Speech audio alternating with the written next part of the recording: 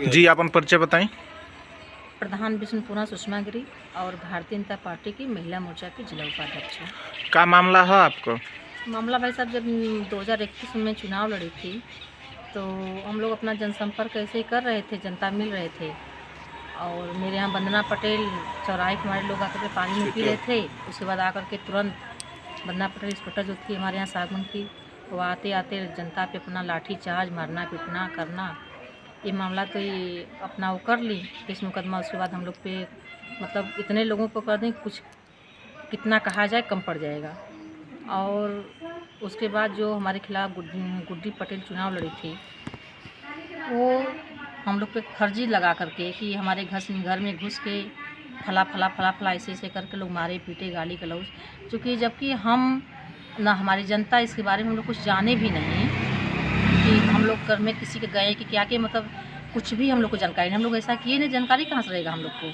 जब हमारे पे बाद में नोटिस आया इस समय, तब हम लोग जाने कि नहीं हम 25 लोगों पे मुकदमा है। तो हम एसपी साहब से ही निवेदन आग्रह करेंगे कि इसका पुनः जांच किया जाए। सर परिचय बताएं। जी, शैलेंद्र पांडे एडवोकेट। क्या विषय है सर? विषय बहुत ही गंभीर है और जैसा कि अभी हमारी जानकारी में आया है कि यहाँ की जो प्रधान है इनके ऊपर दो मुकदमे किए गए हैं। एक मुकदमा जैसे इनकी जानकारी में बता रही है कि इनको पता ही नहीं चला और 25 लोगों के खिलाफ चार्जशीट दाखिल कर दी गई और न्यायालय से नोटिस आ गई। जबकि नियम है कि 41 में सीआरपीसी की कि जब तक 41 में बयान नहीं होगा किसी व्यक्ति का और किसी व्यक्ति के खिलाफ अगर मुकदमा दर्ज हो रहा है, चार्जशीट हो जा रही है, उसको 1.5 साल के बाद मालूम चल रहा है कि उसके ऊपर मुकदमा हुआ है। कितने आश्चर्य की बात है। अगर इतना पूर्वाग्रह होकर के वाइज होकर कोई काम करेगा, इस पूरे प्रकरण की मैं एसपी साहब से मांग करूंगा कि इस मामले की सीबीसीआईडी जांच कराई जाए। फर्जी मुकदमा लिखवाने वाले पर और फर्जी जांच करने वाले पर एक ये बहुत ही बड़ा प्रकरण है। जिस तरह से एक नई बाजार में प्रकरण आया, जो व्यक्ति चार्जशीट हुआ उसी के नाम के दूसरे व्यक्ति का पिताजी का नाम दूसरा था, उसको उठा करके जेल भेज दिया गया। वो व्यक्ति जब 15 दिन के बाद उसको हमने छोड़ा है तो पता चला कि जिस व्यक्ति के ऊपर मुकदमा था, जेल दूसरा व्यक्ति काट करके आया है।